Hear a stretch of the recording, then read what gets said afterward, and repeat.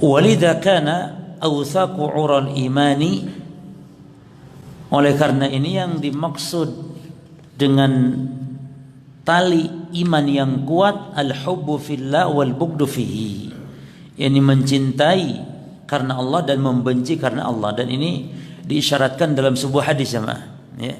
Hadis Nabi, beliau Rasul mengatakan awthaqu 'ural iman al-muwalatu fillah.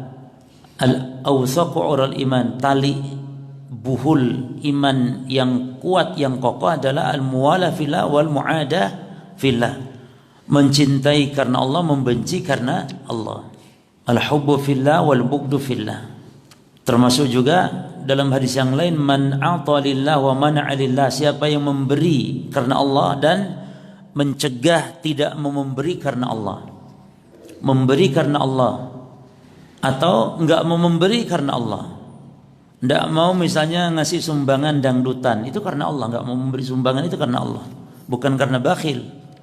Tapi kalau sumbangan untuk bakti sosial misalnya, menyumbang, jadi memberinya karena Allah, membenci juga karena Allah. Taib.